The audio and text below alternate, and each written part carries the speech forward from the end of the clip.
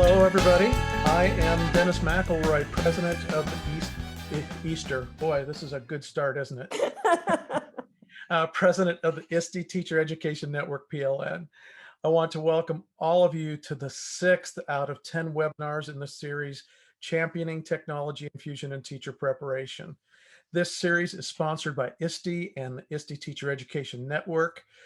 The first 5 webinars have been invaluable in helping all of us to build a process for infusing technology into our pre-service programs. I really feel like this is a must participate webinar series for anyone working with pre-service teachers. If you missed any of the previous webinars, the recordings, including that of today's webinar, can be found on the webinar registration site. A link to the book chapter being explored today, Tech Infusion in Clinical Experiences, will be posted in the webinar chat towards the end of the session. This is a topic that's often overlooked in pre-service programs, so I'm really excited about it. And I'm pleased to introduce our presenters today, Deborah Sprague and Audra Parker.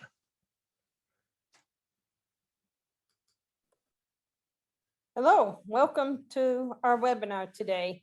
We're going to be talking about moving from coursework to clinical practice. I'm Deborah Sprague. I am on the faculty at George Mason University in our elementary education program. Hi, everyone. Welcome. I'm Audra Parker. I'm the academic program coordinator and a professor in elementary ed at George Mason, and I'm also a university facilitator at Garfield Elementary School. And Seth, unfortunately, couldn't be with us today, so we'll be sharing on his behalf. Okay, so this session will emphasize the situation and experiences at the core of our teacher preparation programs. We're going to discuss implications of the shift toward a clinically centered teacher preparation program to more of a practical perspective. And at the end of the webinar, you'll get a link to a copy of our chapter so that you can see that. So in this hour together, we're going to talk about our shared experience. We're going to present you with a scenario in a few minutes to think about what happened last year. We're going to talk about a new vision for clinical teacher preparation and school-university partnerships, how to leverage those partnerships to support technology infusion, and then we'll have a breakout session to give you a chance to talk about how that might work in your context. We do want you to know that we wrote this chapter prior to COVID. And we were talking about this, that if we had written it now, we probably would have made some changes to it. So we're going to talk a little bit about what some of those changes would have been post-COVID, now that we're dealing with this pandemic. Great. So I think maybe it will help if we take that to heart, what Debbie just said, that we wrote this pre-pandemic and certainly have just lived through an incredibly crazy last year. So our shared experience is going to begin just at that point about a year ago. Imagine you are in your final internship experience and you're nearing completion of your licensure or your degree program. And you're at the peak of that experience. You are heading into that period of independence where you're ready to lead the planning and instruction in this face-to-face environment for most of our students. And then you've been hearing these rumblings about COVID-19, but with the stress and workload of internship, the implications of that and the possible pandemic are just not even on your radar. And then on Friday the 13th, 2020, you leave the school building and you didn't even remotely consider that you might not be coming back into that space. So that is certainly what happened for our students here at George Mason. And we'd love to hear kind of how your schools experienced that time frame and how your sites then addressed fieldwork and internship as of that March 13th date. So kind of in the immediate moments, immediate days after March 13th, what happened with your field and internship students? So we'd love in the chat, or feel free to share out loud. Either way is great with us.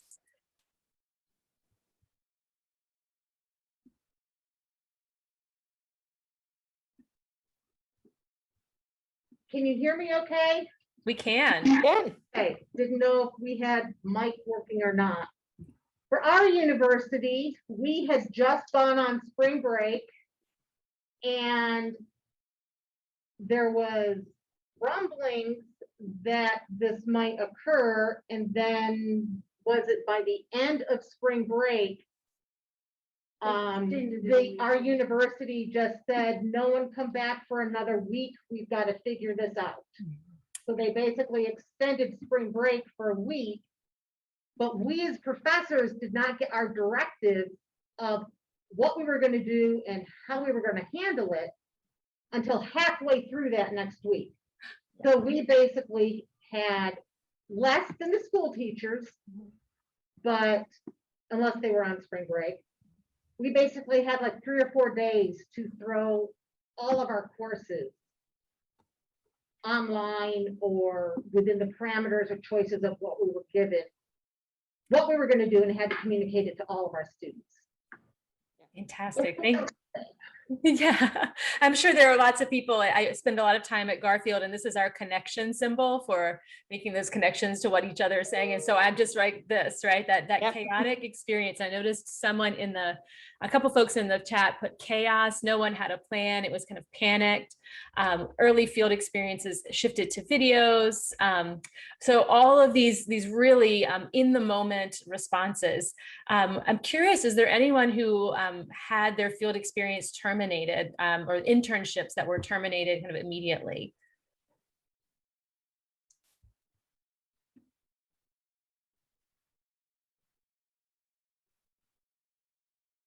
No takers on that. That was a refrain we heard from lots of our colleagues at other institutions when we were kind of navigating that spring semester.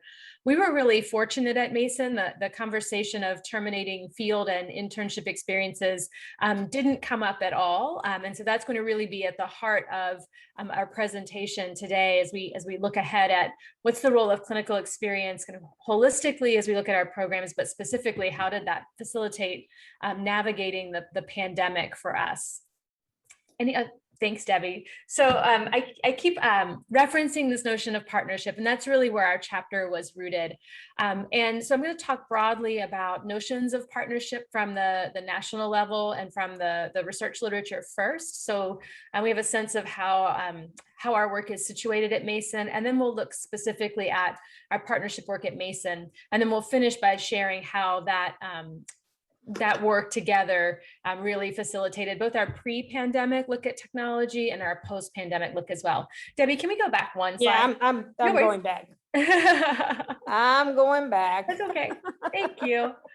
I have it in my head, so I could probably That's go right. back on there. Thank you. There we go. Awesome. No Cross my worries. Fingers. No worries. So kind of big picture historically, a lot of the work in clinical teacher preparation currently is rooted in the NK Blue Ribbon Panel report from 2010. And that was really that seminal piece that was a clarion call for colleges of education to really review their teacher preparation programs and revise those to put clinical preparation efforts at the center. And so the phrasing turning teacher ed upside down is one that's often quoted in lots of papers related to clinical teacher preparation. And really that turning upside down meant take the coursework and it becomes part of the periphery, because the root of the work, the core of the work is what's happening in schools and how do the two work together in a symbiotic relationship to prepare teachers. So that's really where the current calls have been rooted. The AACTE Clinical Practice Commission released a report in 2018 that was intended to actualize the Blue Ribbon Panel report. And in that commission report, I happened to be on that commission. It was a set of proclamations with really how to guide clinical teacher preparation efforts at colleges and universities across the country.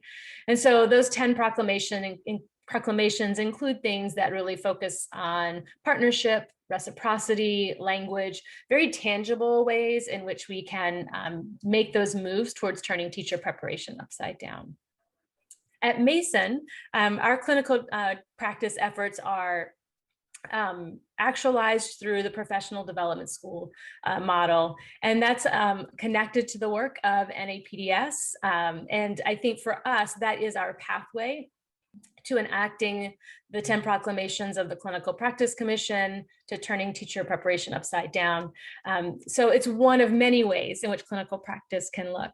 At Mason, we use those NAPDS core tenets, those 4 key principles that guide all PDSs. And those principles are a vision for shared inquiry.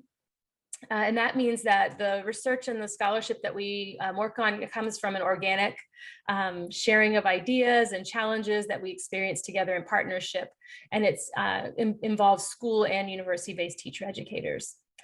Another key principle is that we're there to impact PK-12 learning, right? That's the end game, is that our partnership efforts have that common goal to help the students in the schools learn. A third key principle is that it should be centered on everyone's professional development. And I think that will really come out as we continue to chat today.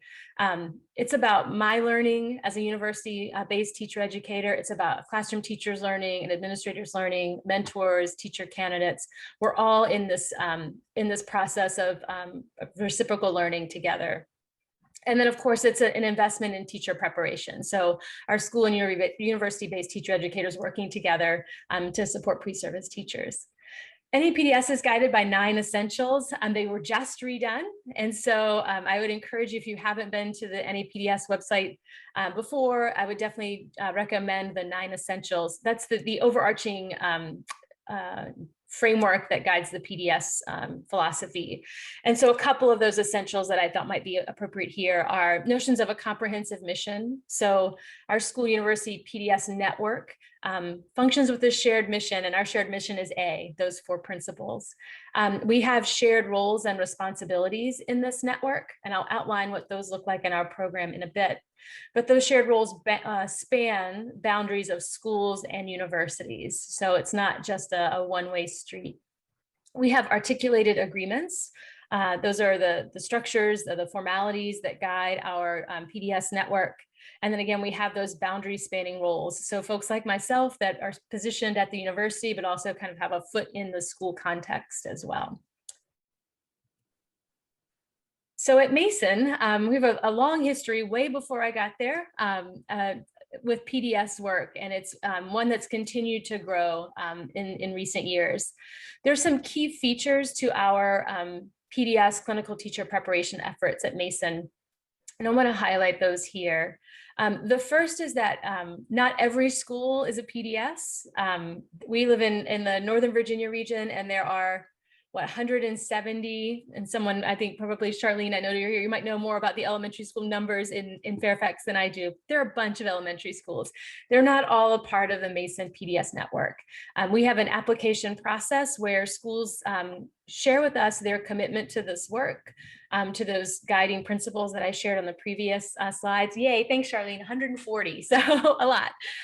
That's just one of the districts.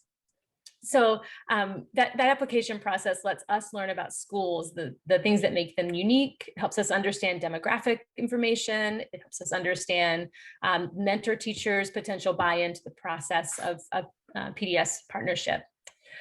Our clinical teacher preparation efforts also have shared roles, both at the university and the schools. So we have university facilitators. That's a role that I serve in, where I mentor interns. I spend 1 full day at my school partnership site. I engage in research at that site. I engage in service at that site, along with my university-based responsibilities. We also have school-based site facilitators. Those are our liaisons, and each school has we usually recommend a coach or a classroom administrator, maybe an assistant principal, but not the principal, who serves as the liaison from the school perspective.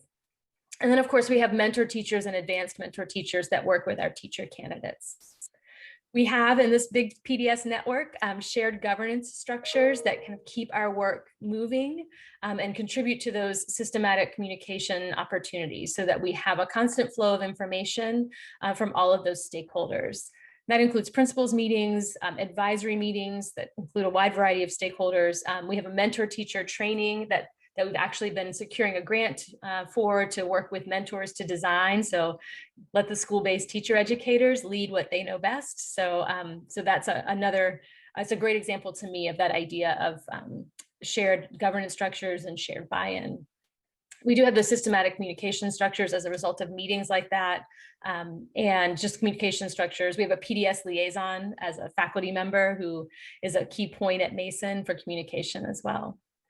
So in all, we have 28 school partners across 4 districts in the Northern Virginia region, and they host early fieldwork and internship students. All of our students participate in their coursework or fieldwork through the PDS school partners. And the site-based work that we do in those settings varies from site-based course instruction, where we teach a course on site and pull in mentors to be a part of that course instruction. It includes field hours that students might be assigned to a particular site. We have both a semester-long and a year-long internship option. And we also have a great, this is a great example of a governance structure that requires a formalized agreement, and that's our substitute teaching stipend. Our year-long students receive a stipend of $4,500 to be in there for the year, to be in their school site from August to June and serve as substitutes for up to 45 days in that year. So you can imagine that's a tremendous benefit to our school partners. The green image on this slide shows how our network is arranged. And this actually emerged from a principal's breakfast meeting in 2013, like my first month at Mason in this role. And we were trying to think about how to better structure the work of the network. And this idea of having pathways to partnership was rooted right in some of the challenges we had early on in the network. In this pathways to partnership, it's in this circle because it's fluid. Schools move in and out of these different pathways within the PDS network based on any number of contextual factors that might be impacting their level of engagement at any given time. So partner schools host our early fieldwork students. Clinical practice and collaborative inquiry schools host our internship students. They all have access to the network. They all have access to our mentor teacher trainings, to grant opportunities. The key difference is those internship sites host just our interns. And then collaborative inquiry sites are slightly different in that they all have a faculty member at their site. So that's my spot, 1 day a week where we engaged in that kind of highest level of PDS work.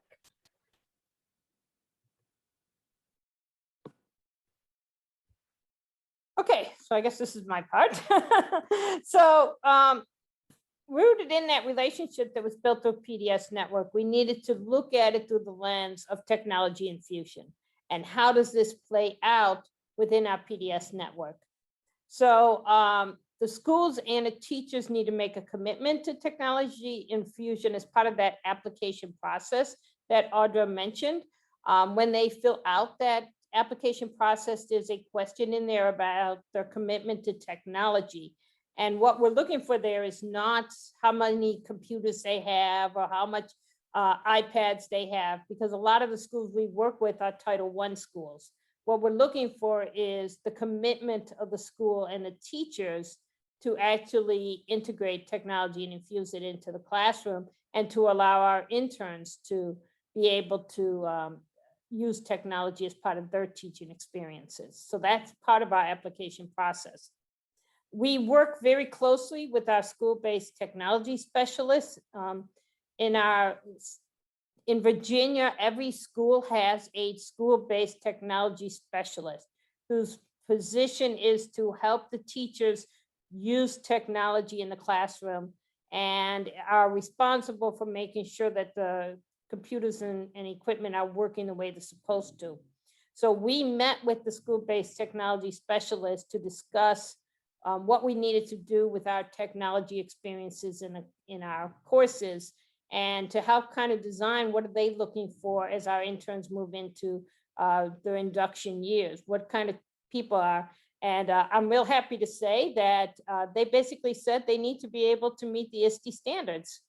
That was the goal that we were to aim for, and that's what we worked on, was to make sure that we did address the ISTE standards in our courses.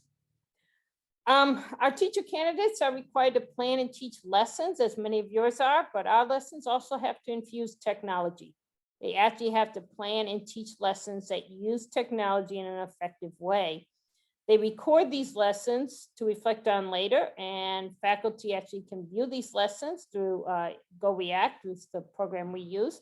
And I even view them. I'm actually the technology guru in the elementary program, so I often view these lessons and work with them to make sure that they are integrating effectively. Because we are working with a lot of our Title I schools, we have bought technology such as video cameras, iPads, dash robots, merge cubes, etc., that our teacher candidates can actually check out and use in the schools, so that you know, they're not limited by what's available at the school. They can bring technology into the schools to work with the students on whatever they want to teach on. Obviously, with COVID, being able to go into the school with this technology has not been possible. So what we're looking at now is, okay, how do we bring that technology into this online environment? And all of our courses, of course, are now online and providing that. And we anticipate that we will continue to teach some of our courses online or as blended with a face-to-face and online mix, so that our teacher candidates can learn models for teaching online effectively in anticipation of whatever the next crisis might be that puts us all online again, that they'll be better prepared to handle that. We also anticipate including some virtual field experiences with them as part of the required field hours in our early methods courses, so that they have those experiences.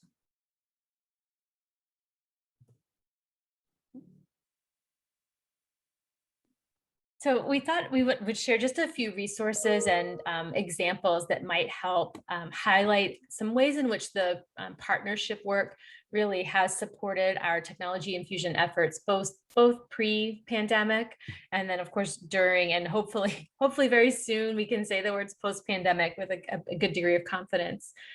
So in the first column, I've linked a number of different reports that might be helpful for folks that really just, I think, outline the efforts of clinical teacher preparation from the literature. And these are all the items that I mentioned earlier: the NK Blue Ribbon Panel Report, the AACTE Clinical Practice Commission Report, the NAPDS New 9 Essentials, and then I linked our website on clinical teacher preparation at Mason, all just resources that I think provide the framework for thinking about how technology infusion can be actualized in partnership with our school-based teacher educators.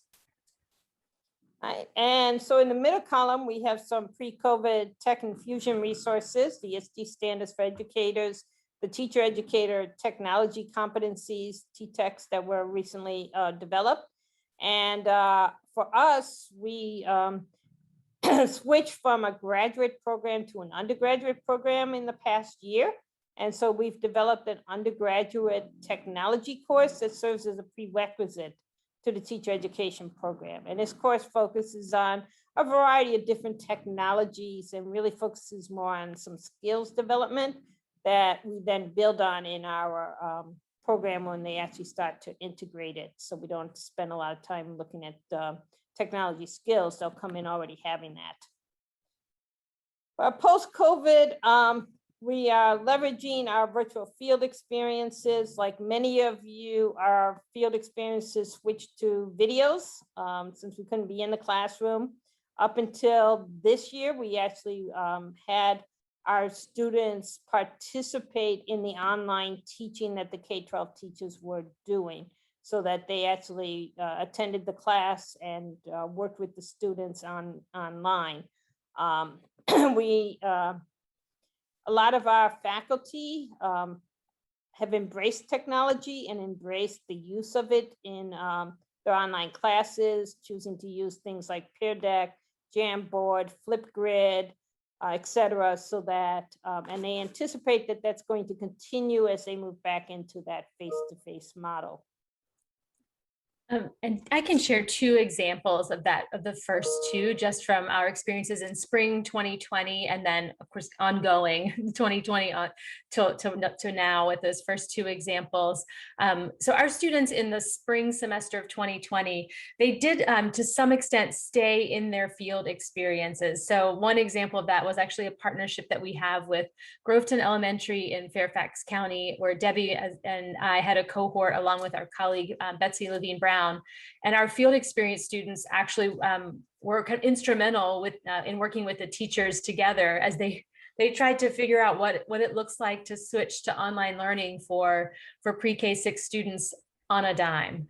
And so it was really interesting from a partnership perspective that the instincts were to go run to each other as opposed to run away from each other.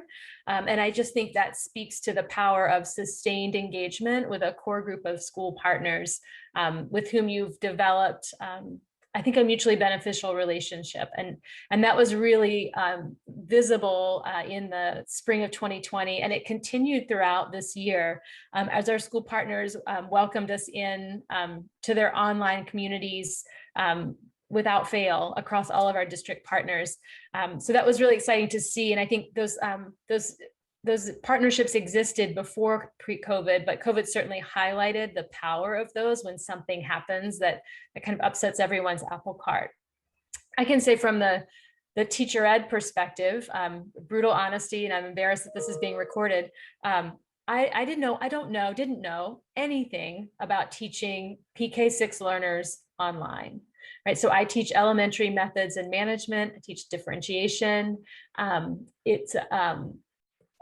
I'd never taught PK6 students online. I didn't know the pedagogies of teaching PK6 students online, but I'm teaching a methods course and my students are in the field learning about teaching online. So my instinct was I need to go to my partners, right? I need to go to the school-based partners. So I spent a lot of the spring semester hopping in to mentor teachers' classrooms and just saying, hey, can I pop in, just show me what you're doing, talk to me about what's guiding your practices right now, what are the philosophies. And so I think that's another example of one and two and running to each other. Let me learn from my school-based teacher educators who have an expertise that they're developing. And I think that's something as university-based teacher educators that we really, we have to value and turn to those experts in our schools that are really leading these efforts. It also kind of leads to that idea of tech infusion and TPAC and our faculty growth. I think we all kind of approached the pandemic with that same lens of we have a lot to learn, how can we learn it?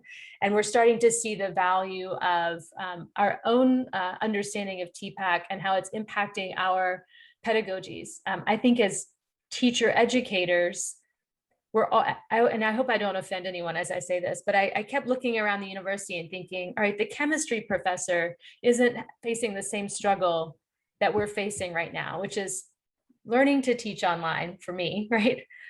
Learning to teach about teaching online, right? And learning to teach teachers about teaching face-to-face online. So it almost feels like you're living in these three worlds, right? Trying to navigate these three tracks. And I think my own technological growth in terms of pedagogical content knowledge was accelerated through this whole process in ways that we couldn't have imagined before. And now I can't imagine going back just to the way things were. I think that process has really shaped what my face-to-face teaching will look like moving forward because of the infusion of technology and our students as well.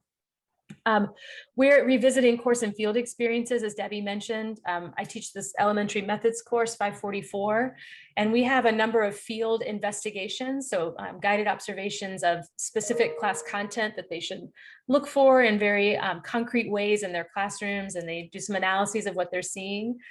But now we're thinking, gosh, wouldn't that be interesting if they split their field work face-to-face and in a virtual environment? We know both will exist next year, and they had those field experiences in both, and they could make sense of what does classroom management look like online and face-to-face, almost parallel.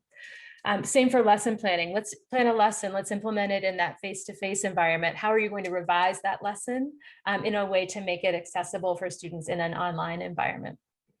And then, of course, Debbie mentioned we have our supervision. We've been all online for supervision for this entire year. I went back into the building last week. It was amazing. But primarily, we've been using Go React or the school's technology, which has been Blackboard Collaborate or Google Meets to be able to observe. So that's opened up some different avenues that we hadn't considered before. And I can see those tools really still playing a factor moving forward. I see a bunch of questions coming up in the chat. So let me see if I can pop over.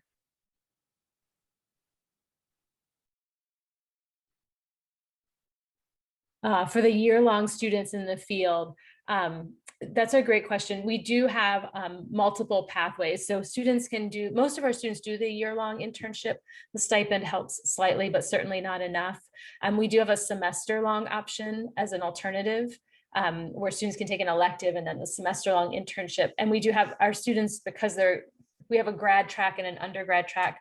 Our grad track students will from time to time take an on-the-job internship. Yes, we do have the ISTE standards infused. They're actually in the 544 course. And that, Debbie, I think you introduced it in the foundations course as well, right? Yes, they are introduced in the foundations course, which I teach. They do get infused across all of the other courses. And we spent a lot of time talking about how are we using technology across all of our courses. We actually spent some time a couple of years ago looking at threads in our program and how to pull those threads from foundations through internship, and technology is one of those threads that we're pulling through. We're actually in the process of going back to those in the upcoming year as well, just to really continue that process. So with the ITSE standards, my question really is, are you using the teacher standards and the student standards with them? Yes. So with You're using both within the program. Yes, we use the educator standards so that they know what they're expected to do. Virginia also has its own standards for teachers that they have to meet. And so we expose them to those as well and talk about how they have to meet those.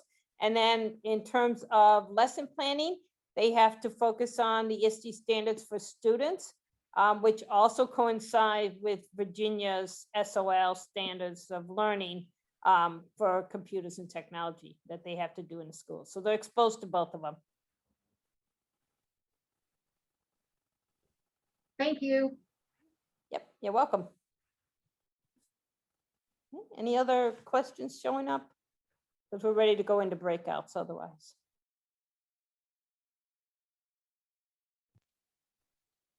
I don't see the chat. Oh, sorry. No, I'm sorry, Debbie. No, I don't see any others that we haven't addressed. And I think we're ready for breakouts. Yeah. All right. So we're ready to go into our breakout rooms. And we have questions for you to think about as you go into your breakout. So what is the nature of your school university partnership? All right. How do you determine what schools your students go into for the clinical experiences? And how could they be built, leveraged, or strengthened to enhance technology infusion? And then the other question is, what potential barriers to school university contexts? What are the potential barriers, and what do you need in place? What action steps are necessary in order to build and strengthen those partnerships? So we're really looking at how do we build these partnerships with our K-12 schools or K-6, whatever you're in, so that we can do that technology infusion that we would like to see them do. All right, are you ready for me to open the rooms? I am, we are.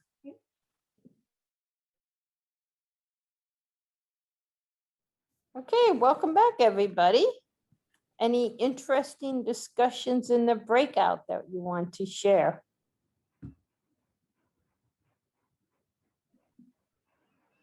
Well, we cut Ali off mid-question. So Ali, if you want to, you can either pose that question for everyone, and then I'm sure Debbie is going to have a better answer than I probably would have had for that question. So I'm going to defer to her. Oh, I think you're on mute. Must have. Okay, can you hear me? Yes. Okay, so our institution is in the process really of, you might as well say, starting from scratch with technology and building our program. With using the SAMR model in our tech course, I am requiring them to build a lesson that uses the modification and redefinition. So by the time they are at their junior experience and their student teaching level, they know SAMR levels and they have written lessons using those.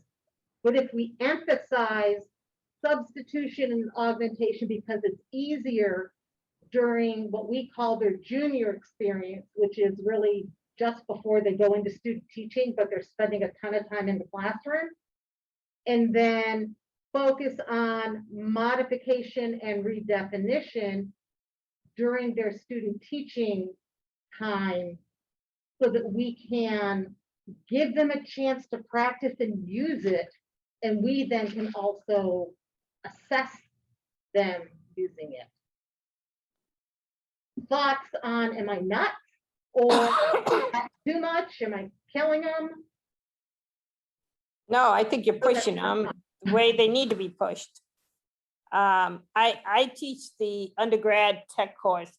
Excuse me. And, they're just starting out with substitution and augmentation, but as we move through the program, they need to move up those levels and really see and plan for what technology can actually do in the classroom. It's not enough to just stop at substitution or augmentation. So I think you're doing the right thing in pushing them to move up. And I think as the general methods person, my instinct is always, is this what's going to help kids access the learning? And so I think that's a question I would always put beside any activity that I'm asking students to do, or any tool that I'm asking them to use, is this tool enhancing their understanding of this content and making it less about necessarily reaching X level, but making sure that in reaching X level, I'm helping the students process and make meaning in a thoughtful way. Because otherwise I feel like things just become like a check off my list. Yeah, exactly. I don't want to check the box. I want them to actually make a decision about an instructional practice, because it will facilitate understanding of the objective. So that's kind of the piece I would run parallel to that, as the general methods person thinking about the technology piece. Okay. Thank you. Yeah. We had some interesting conversations about a theme I noticed, which is just the power of having partnerships that facilitate the kinds of innovations and explorations and I think challenging times that we may encounter, how that the partnerships that are sustainable are so important, and that they have to be more than just about one person. They have to be about a culture that you create, so that when you encounter a challenge with either placement process or new content, like Ali's mentioning, how do you engage all of those school university partners in that conversation, so that they're invested in facilitating and in helping, but also so that if I leave, right, that those conversations can still go on. And I just thought that was a really interesting takeaway from our session. All right, folks, my allergies started kicking in. I don't know what's going on here.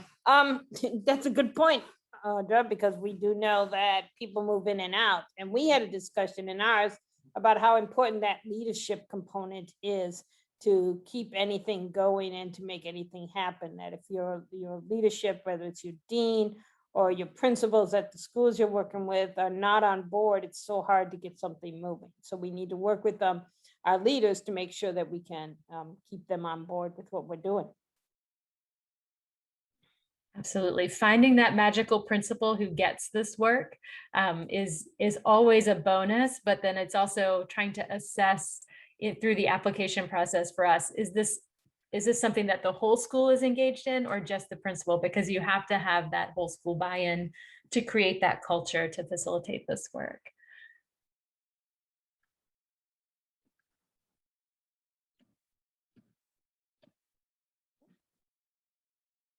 Okay, so let me go back to sharing. Arlene, that does help when you can tap into graduates. For us, that works with mentor teachers, but also with administrators. And because our network has been around for a while, what we tend to have happen is that a principal, an AP will have been with a PDS site, they go to a new site, and then they contact me and are like, how do I get in on this? So I think that networking is really important too. And we've actually had teachers who have moved from one school to another just so they could be at a school that's part of our PDS network, because they wanted to be involved. And so, yes, we can share the slides. We'll get them out to Dennis and them so that they can put them out there for years. And you can also add yourself to the archive of individuals if you've not done this, who've attended the webinar series, and that'll help you find people who are to collaborate with and to work, because this is not something any of us can do alone. We need to work together and help each other and support each other. So there's a form there that you can fill out. And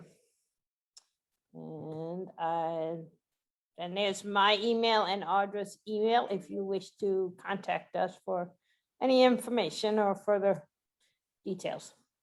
And thank you for coming. Yes, I'll end here too and say thank you all for coming to this, the 6th of all of our webinar series on this amazing book. Thank you to Deborah and Audra. Great conversations. I was really intrigued with the SAMR model conversation. That's something we have a lot we talk about a lot in the professional development that I do as well. So really great conversation. I hope to see all of you at the next one so we can continue this conversation. And again, if you are interested, please sign up for the rest. All of the recordings are also available on our site, and have a wonderful day. Thank you.